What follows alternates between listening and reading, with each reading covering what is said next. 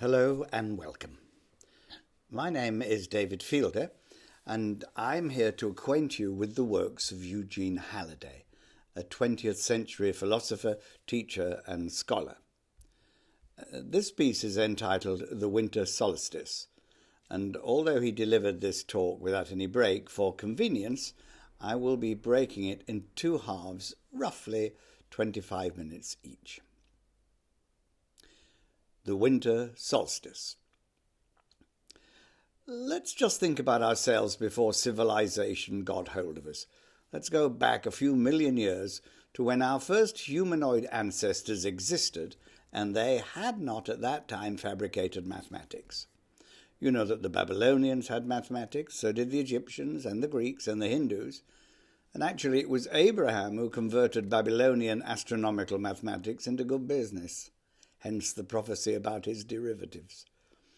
But before the fabrication of a system of terminology about the year, imagine what it was like to a people with no vocabulary beyond grunts, barks, hisses, growls, very limited, and they were presented with a peculiar series of events, and they hadn't got any terms to nail the events down.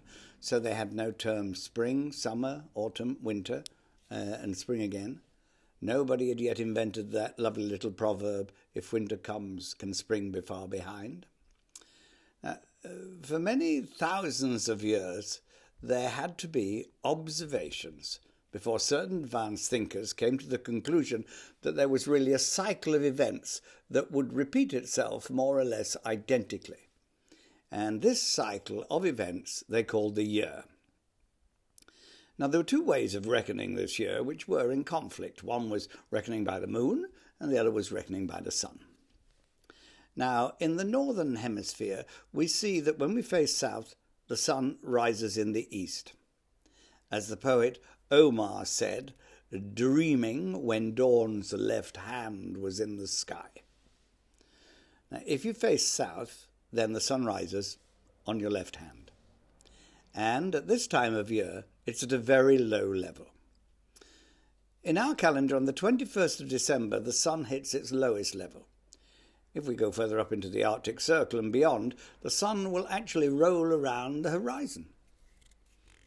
And you know, there is a story in the Bible about Joshua fighting a battle and commanding the sun to stop till the battle was finished. The suggestion made by good scholars is that he must have taken them on a foray very far north, to where the sun actually did not sink, fought the battle there, and then came back with his army, telling the wonderful story about how Joshua stopped the sun going down. Now, in these northern latitudes, they have a very peculiar disease, a dreadful angst. The English word is anxiety. I will translate the word angst into phonetics for you. An, means a serpent. And that serpent means sensuality, enjoyment. The hard G, the ga in angst, that hard G means compaction of the earth. S means self-issuance, and T means crucifixion. So the word angst actually means that sensuality has got itself brought down to the lowest level of existence in the gross material world and is there crucified and may never rise again. Now, the primitive people, before the calendar was fabricated, used to view with very, very great alarm this period we call the winter solstice. Solstice meaning that when the sun, the solar, stands still, or apparently stands still in the sky. For us in our calendar, that is the 21st. On that day, the sun has hit its lowest point, and it appears to stand still. There was tremendous anxiety in the primitive mind of humankind in case the sun never rose again. It might possibly, in its down-going approaching the winter solstice, go down and disappear below the horizon and never come up again. And people were genuinely fearful of that possibility. Now, in the Scandinavian countries, this same anxiety still exists today. They have a very peculiarly long winter where the sun is very low, and they have a very, very low energy level, like we do before Christmas. Hence our Christmas quarrelling, which merely means that the energy of self-control is deficient. When these people experienced the terror that the sun might not rise again, they entered into a deep gloom. A deep gloom that affects the Scandinavian peoples today, just like it did their ancestors. And in the ancient world, the first of the astronomers who discovered this cycle were elevated by their knowledge to the level of king priests or priest kings. They had the knowledge, kennen to know in German, König, the king, können, to be able. So with können and kennen, to be able to know, a man was king. But he was also a priest because he knew about this cycle of the year. And in the Scandinavian countries, when the sun began to fall down and this dreadful melancholy fell upon the people, then the priest would just wait, and then about 40 days before the solstice, they used to go up into the mountains, having told the people, "We will go and conjure the sun god." And they went up into the mountains, and they watched very carefully, and they made measurements using mountain tips and crevices between mountains. Rather like a Stonehenge. It's a similar process. You have an arrangement of stones which enables you to measure the year by standing in a certain position, using a stone as a marker, and the sun's light will fall between two stones at a certain time of the year, and you will be able to know then when the sun is going to start to rise again. So on that blackest of all days, the 21st of December, when energy was very low and people were very melancholy, well, I know you've probably felt it yourself in the last few weeks, a deadening of your responses. Have you felt tireder than usual? Have you felt gloomier than usual? Most people do. And a lot of people die at this time of the year, more than die in the best days of summer, because this dreadful melancholy comes down and makes you wonder what you're living for. Because if the sun goes away completely, all life on earth will die. And therefore, the best thing to do is devise a method of causing the sun god to rise. And this, the priest kings of the ancient world promised the people they would do. They went up into the mountains, and they studied their mountain markers, and they waited. On the 21st, it hit its lowest point. They knew that on the 25th, the light would obviously begin to rise again. That heavenly globe would be a little higher than it was on the 21st. Now, there is no mention in the Bible about the actual birth date for Jesus, and its date was fixed on the 25th of December by a monkish astrologer, precisely because that was the first day after that darkest day of the solstice where the sun was obviously going to rise again, so that the 25th became the symbol really of the beginning of the resurrection. The same day in the year was the birth date of Zarathustra in ancient Persia. Now imagine that prophet long ago. Now his name means golden star, which is the name of the sun. And when the three Magi, or Magi as the anglicised form goes, the three astronomer magicians were examining the sky, they looked for a certain configuration of stars. And we can do it by looking at the plough. Very simply, that group of stars we call the plough is a kind of clock that tells us the time of the year. Now, he was a great man in his day, about the 6th century BC, and he was treated in the same way as Jesus for the same reasons by the government of his day, because he was enlightening people by telling them about this yearly repetitive cycle which would remove the anxiety of people by promising them a resurrection.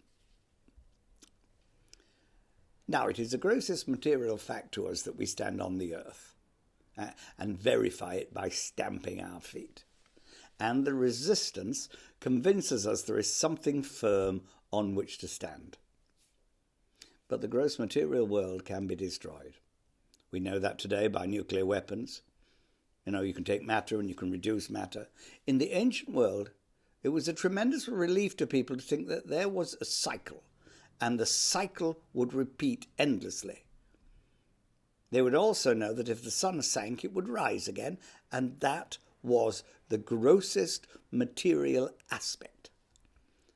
But the more intelligent of the priest kings said, why should we depend on a gross material thing if we can take a hammer and smash a rock?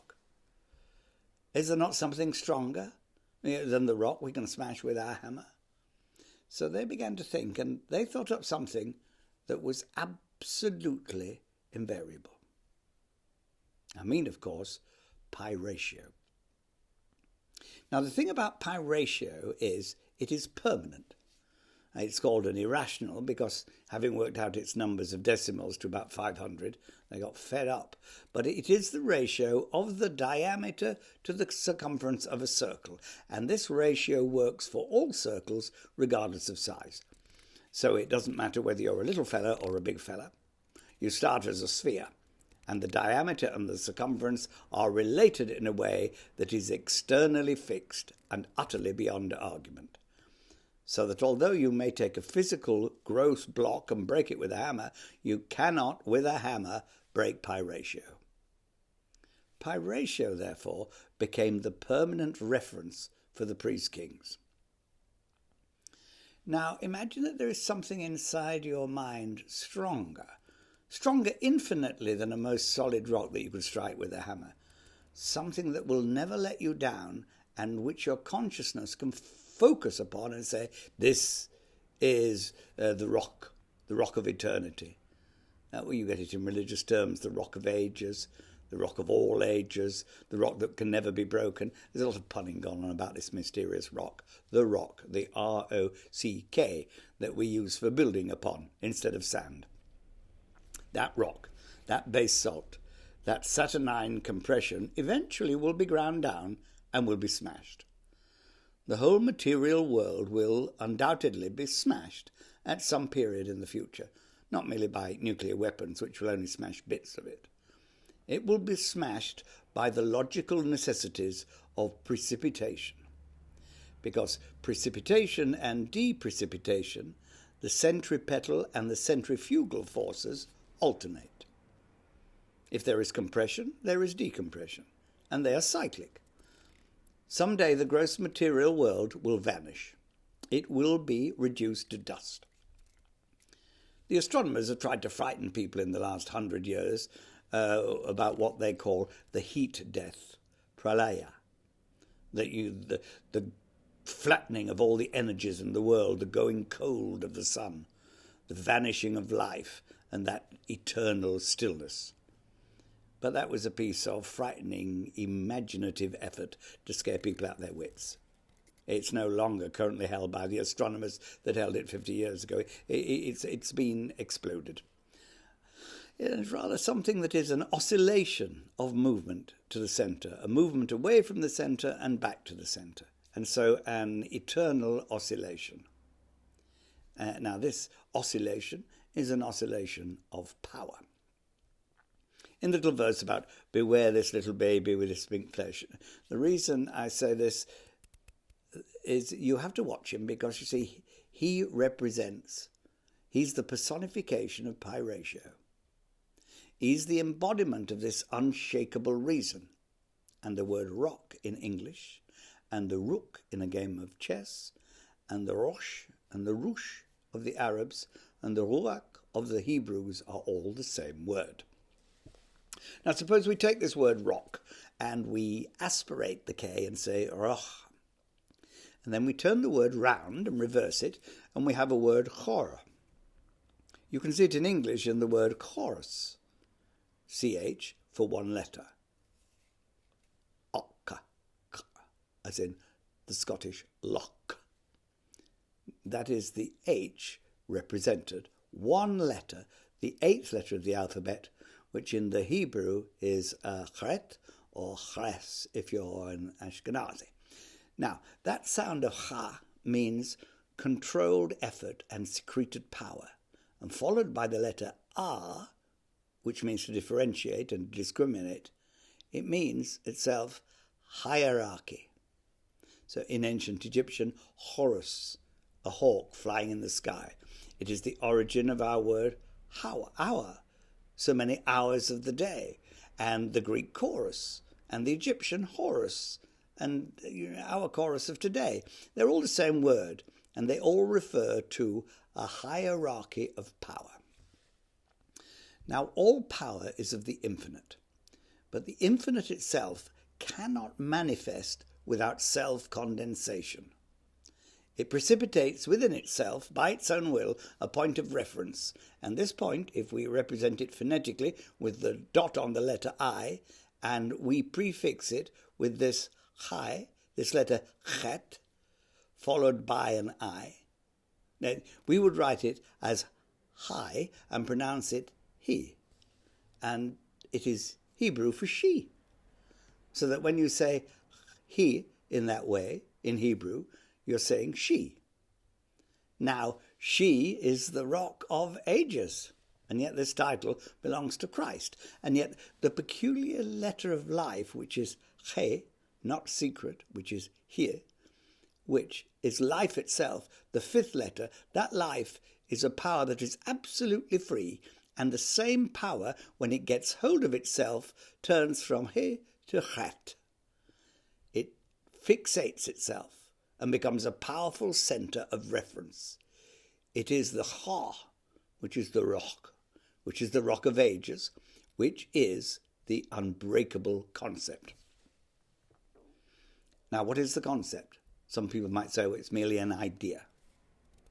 Now, you know that the critics of the primitive mind have said the primitive mind personalized nature forces and thought it saw in the wind, the storm, the volcanic eruption, the earthquake, all calamities. They thought the primitive mind believed that they were produced, all these actions, all these events, by spirits. On the analogy that when a man wants to do something, he himself wills to do it. He thinks about it, and he does it. As far as man knows, by his personal actions, he is the precipitator of his own actions, and when he looked around him in the universe, he thought that everything was produced in exactly the same way in nature, that he produced his own action. So he knew that when he ate food, he grew by his will, that he posited his own body, his own organs, his own eyes, by his own will, to be precisely that which he posited. And therefore, he said, well, likewise the wind. It is a spirit that is blowing willfully. And the mountain that explodes, the volcano, called Cyclops by the ancients, he of the one eye, the volcano seen from above, that he was really a spiritual, intellectual power, and that this power was blowing up, just like a human being in a bad temper. And the critics say the primitive mind was very foolish in personifying natural forces. Now, it is elementary basic logic that if you say that the primitives were wrong, you have to explain how the moderns are right. Now, in actual fact, logically, if we were to say the reverse, and say if man has the power to personify nature's forces, and we examine the origin of man, we have to say that man is himself an effect of nature's forces. That somehow nature's forces have come in and condensed in man. And it is just as valid in logic to say, not that man has personified natural forces, but that natural forces have precipitated man. Now, is there a logician in the house that could disagree with that? If man is intelligent, if the anthropologist says of the primitive, he believed that nature forces were persons, is he not forced to say that man's personal attitude is nothing but an evolute of the forces of the universe that were there and precipitated in the evolutionary process man able to make this remark? Man is the product of spiritual forces. The primitive mind was not wrong. What happened was that at a certain date, which we would call loosely the Renaissance, people became horribly materialistic. They threw out the original Greek meaning of the word physics, which meant living studies, studies of living things, and made it mean studies of non-living things. But that didn't happen until a certain period in history. But we get the first shadow of it with Roger Bacon, then we get it formulated with Francis Bacon sometime later, and we get a materialistic attitude that pretends that the universe is material, and that somehow the behaviour of the matter produced in the highest form thought in man and feeling in man and will in man. So all these non-personalised forces of nature somehow mysteriously produced man able to think and feel and will. But that is just as weird as saying that the primitive man personified the wind. We have to say man himself, as we know him, able to think and feel and will, according to the evolutionists, is a product of natural forces, which have somehow, by cohering and condensing into man, have made of man that peculiar being with a sense of hierarchy. He is horror. He is condensed hierarchical power. Infinity has come down and posited the individual man, and therefore man can think and feel and will, because thinking and feeling and willing are inherent in the powers of the universe, before the planetary system has even evolved. They are there waiting to condense, and gradually they become the human being. Now, it took a long time, many centuries, for the thinkers to get together and say this wonderful thing. Someday there will arise a man who will actually know in a reflexive way his source. That the universal power which condensing in the involutionary process that makes man, that power is condensing and producing in each individual human being a being who is precipitate of spirit. He is literally a God. Remember, when accused of blasphemy for likening himself to God, Jesus replied, "Is it not written in your scriptures, ye are gods?" Every individual who reflexively becomes able to think, feel, and will deliberately is a God. He defines his own good. Now, when this force of infinity comes in, and we call this the creative process, to create is to encapsulate, to arc, to close, to finite. Infinity has posited this finite being, the individual human being. And when he's closed down in this way, he is solo. He is Sol. He is himself his own sun. Now, the astronomers will tell you that the sun in the sky radiates light because of tremendous pressure inside it. The tremendous pressure inside the solar orb in the sky, pressing upon it, squirts out from it protons, particles of light, but only by pressure. In the same way, from infinity moving into the human being, infinite pressures bearing on man forced him into an encapsulated condition, and then working upon him, compress him until he is internally completely crucified, and he is literally locked in and dead. And that death corresponds with the 21st of December. That is the winter solstice.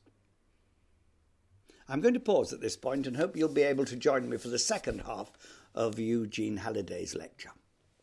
Thank you.